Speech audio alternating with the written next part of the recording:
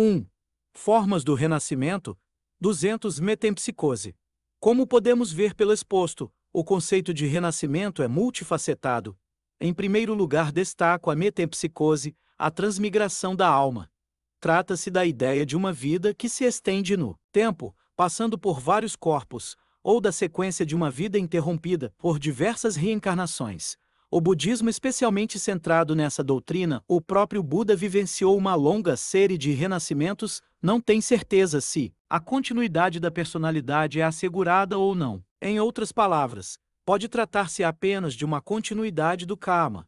Os discípulos perguntaram ao mestre, quando ele ainda era vivo, acerca desta questão, mas Buda nunca deu uma resposta definitiva sobre a existência ou não da continuidade. Da POSUNALIDA de ponto asterisco, 201 a reencarnação.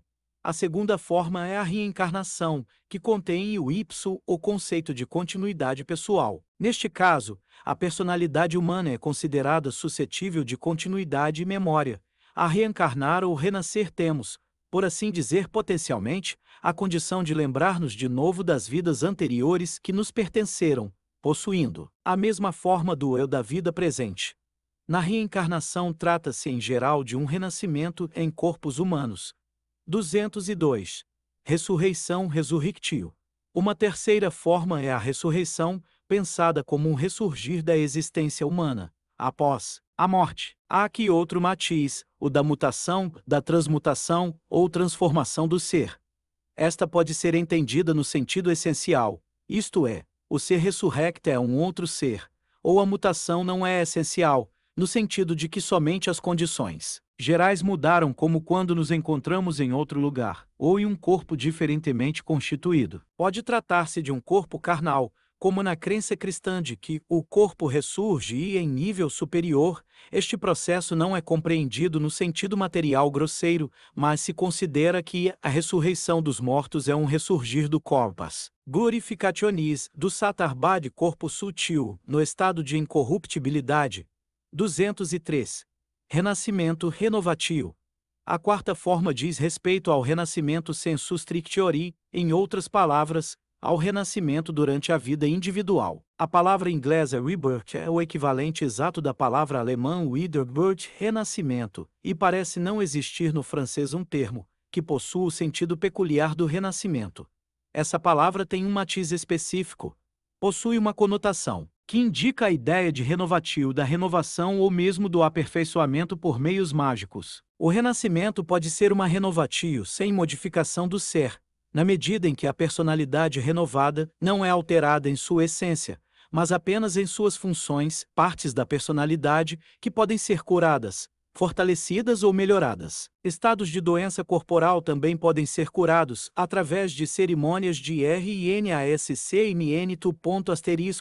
204. Outra forma ainda é uma mutação propriamente dita, ou seja, o renascimento total do indivíduo. Neste caso, a renovação implica mudança da essência, que podemos chamar de transmutação. Trata-se da transformação do ser mortal em um ser imortal, do ser corporal no ser espiritual, do ser humano num ser divino. Um exemplo muito conhecido é o da transfiguração miraculosa de Cristo ou a subida ao céu da Mãe de Deus com seu corpo, após a morte. Representações semelhantes podem ser encontradas no Fausto, segunda parte, isto é, a transformação de Fausto no menino e depois no Dr. Marian. 205 Participação no processo da transformação. A quinta forma, finalmente, é o renascimento indireto. Neste caso, a transformação não ocorre diretamente pelo fato de o homem passar por morte e renascimento, mas indiretamente pela participação em um processo de transformação, como se este se desse fora do indivíduo. Trata-se de uma participação ou presença em um rito de transformação.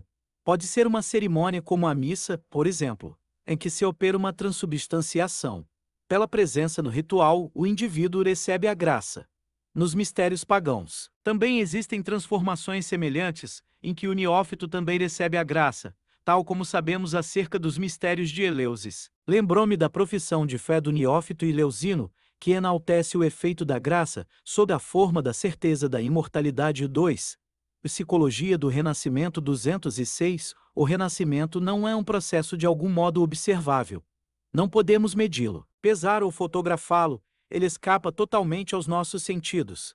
Lidamos aqui com uma realidade puramente psíquica, que só nos é transmitida indiretamente através de relatos. Falamos de renascimento, professamos o renascimento, estamos plenos de renascimento e esta verdade nos basta. Não nos preocupamos aqui com a questão de saber se o renascimento é um processo de algum modo palpável. Devemos contentar-nos com a realidade psíquica. No entanto, é preciso acrescentar que não estamos nos referindo à opinião vulgar acerca do psíquico que o considera um nada absoluto ou algo menos do que um gás. Muito pelo contrário, a meu modo de ver, a psique é a realidade mais prodigiosa do mundo humano.